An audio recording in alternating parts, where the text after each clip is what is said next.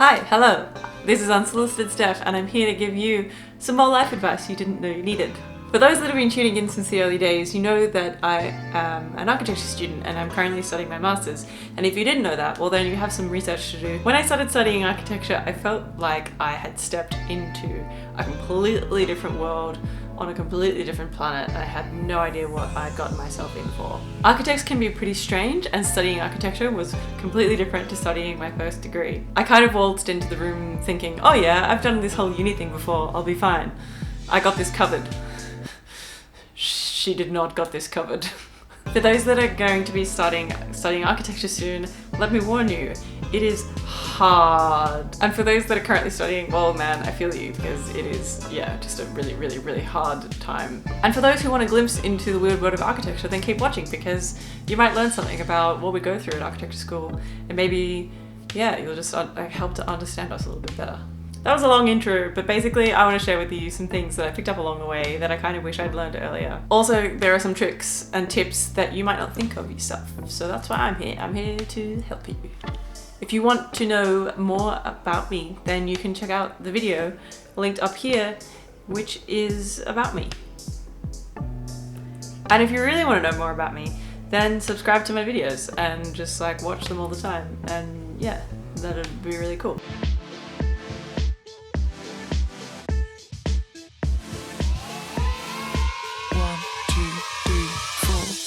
Righto, first up, from now on you will only draw with a clutch pencil or a felt tip pen.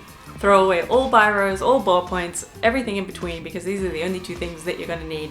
And also, you're only ever going to use unlined paper. So all those spare exercise books that you have left over from high school, you don't need them anymore. You need blank sketchbooks, because you're going to be drawing stuff all the time. And it might sound a bit wanky, but what you use to draw really changes the way that you draw, and also it changes the way that you think. And architects think by drawing, so get used to it. Second of all, the next thing you need is a roll of trace. Honestly, I had no idea why I would ever need this, and I didn't really understand what it was used for. I used to be the kind of person that thought like, if I'm going to do something, then I'm just going to do it right the first time. There's no need to like fix it up later.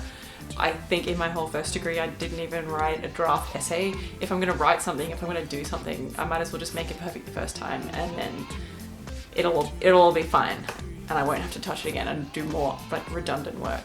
Like if I was going to bother writing something, why would I write it again if I'd already written it? It didn't make sense to me. I don't think I really grasped the importance of needing a roll of trace until I'd been studying for a while, but it has to do with the design process. Basically, having tracing paper allows you to trace over something quickly, but through that you can like quickly develop your ideas rather than like redrawing the whole thing over and over again. There might be something there that you want to keep, but something there that you want to change. As I mentioned, architects think by drawing, so if you have the ability to quickly draw over something, you don't want to like ruin the drawing that you've already done, or if there's like another idea that you need to explain, or your tutor is trying to explain something to you, then they'll use a piece of trace over the top so that they can show you what they mean in the feedback that they're giving you. Also, architecture is a design field, and in design everything goes through a process. The final product that you see is something that's gone through many iterations through the design process. And at the end of the semester, your design might have gone in like an interesting direction, and showing the process that you have gone through with your design through maybe how you developed it using a series of trace drawings can help you explain your final concept. I liken the bits of trace that you go through while you're working on a design as kind of like the work showing you're working out in a maths problem. The cheapest roll of trace you can get is literally a roll of baking paper from the supermarket for about $2. But if you want to be a fancy person, then you can spend more money on yellow trace, which gives you kind of more contrast and also makes you look way more of a pro. Trust me, you'll kind of think that you can get by on the white baking paper until you use a piece of trace from someone else, and then you experience the sheer joy of the yellow trace, and then you'll be sucked in, spending all your money in yellow trace. Also, some people call it butter paper, so if people are calling it butter paper, then they just mean tracing paper. So you know. It's usually like old white guys who call it that. I don't really understand why. Is it because butter comes in paper like this? I'm not sure. Maybe back in the olden times it did. Who knows? Okay, the third thing that you're gonna need now that you have a roll of trace is some way of making sure that it doesn't get all crinkled, because this stuff is like delicate. And as you can imagine, when it goes in your backpack, it gets all crinkled, crumpled, and horrible. I can't remember if I came up with this myself or if I borrowed it from someone else. Classic architecture plagiarism. But basically, get yourself a sock, and then you just put your trace inside the sock, and then it keeps it all protected, which is really quite handy. People will definitely think you're weird, but once they get over the initial shock, they'll realize how much of a genius move this is, and they'll copy you and they'll start carrying their trace around in a sock as well. You can tell them that you got your hot tip from me and send them my way to subscribe to my channel. Also, bonus tip. This tip elaborates on the roll of trace in a sock tip, and that is if you have a drawing that you need to protect to get it home, then what you can do is you can roll it up inside the roll of trace and then put that inside your sock, and then everything's protected and can get home safely in your backpack. Shout out to my friend Ned for that one. Speaking of friends, get yourself some really good friends. You're gonna spend a lot of time with these people, and it's way better when you have company. Starting architecture at the ripe old age of 27, I felt like an absolute dinosaur amongst all of these young people, and I didn't think any of them would want to be friends with me. But those kids have some hectic computer skills, and I learned so much from them, and I wouldn't even know half of the stuff I do about several different computer programs if I hadn't made friends with them. Also, as I mentioned, studying architecture is so hard, so having some friends around you makes it way easier. You guys are gonna cry together, go crazy together, laugh together, and go to the pub together at the end of the day, because it's just way better when you have people to kind of bitch and learn about stuff with, and they will also help you to develop your designs. The shared experience of going through architecture school will also really embed and cement those friendships for life. All right, next tip, and that is to roll your drawings right way out. I'll explain why after this brief interlude. Part of architecture school, which is something that I also didn't realize when I started, is that you have to get up and literally present to the whole class your ideas and stuff. And so what you'll do is you'll develop some stuff, some drawings, a design and a model, and you print it out on paper, and then you pin it up behind yourself, and you get up and you've had like no sleep, and you have to get up and talk everyone in the room through your design, which is a bit daunting. And then people give you feedback in real time. It's like when you gave a talk in year 2 on your pet, but now everyone has an opinion and the tutor just doesn't hold back with their feedback. It's pretty brutal, and you can get it can get pretty crazy. Part of that process is literally, as I said, pinning up drawings on the wall behind you. And the best way to make sure that they look decent while they're up there is to roll them right way out.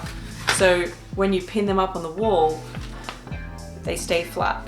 Whereas if you pin them with the curly bits facing out, then they slowly curl away from the wall and look really ugly. So yeah, roll your drawings right way out.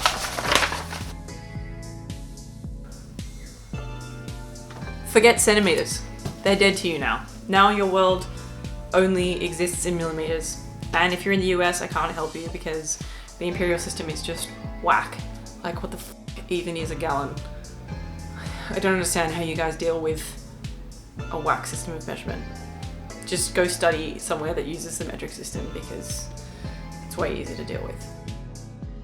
Okay, next tip. This might sound like an obvious thing to people that have been studying for a while, but my next tip is to keep in mind that design is a process.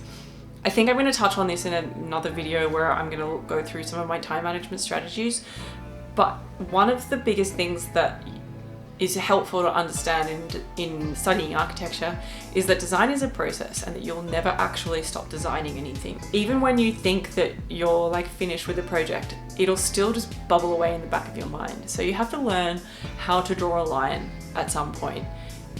At uni, you have to submit assignments, you have to get up and present, you have to have these deliverables ready by certain dates. And if you don't decide that it's okay, I'm getting my design to a certain point and I'm going to be happy with it at that point, then you're just going to torture yourself. You're just going to keep working, and you're not going to be able to take time for yourself. It's going to start controlling you, and that's not a healthy way to live. Okay, we're almost there. I'm almost through my tips. The next tip is don't get sucked into the culture of all-nighters. They are not necessary, and they are the worst part of the whole culture of architecture and studying in architecture.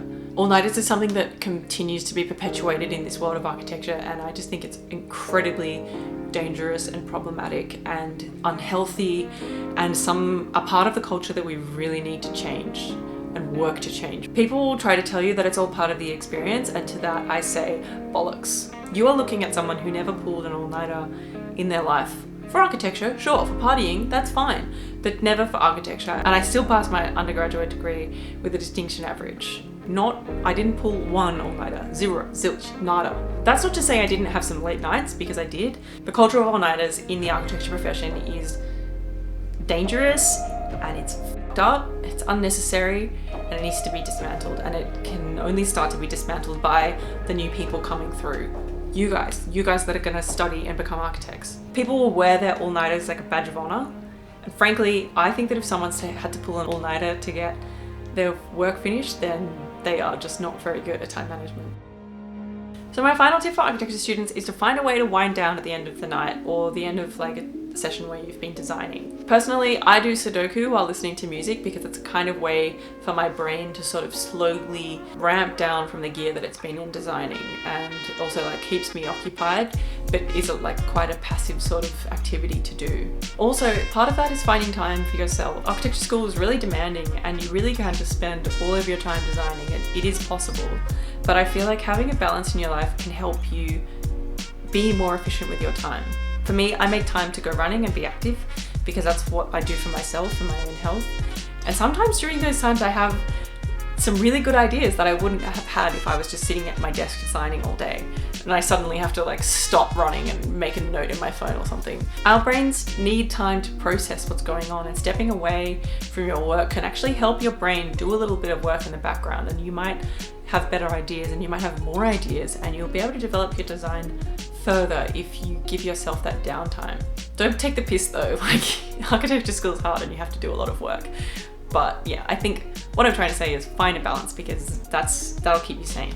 And find time for your friends and your family. At the end of the semester, you'll regret not having gone to the footy or gone to some hectic party with your friends because you stayed in on a Saturday night doing architecture. Like, once it's all done, it doesn't matter, and you should make sure that you have time for those other experiences in life, and don't let it consume you completely. That's that. If you found this video helpful, please let me know in the comments below. I really would like to know and have some feedback from you guys if this is helpful. And if there are some other tips as well, put them down below, and maybe I'll make another video of your guys' tips about studying architecture. Also, if you're interested in a video about time management strategies for architecture students, like this video and leave a comment, just so that I know that how I can prioritize the videos that I have kind of planned. I have been Unsolicited Steph, you have been you, and if you see someone rocking a roll of trace in a sock, then you know where they got the tip. And until next time, bye!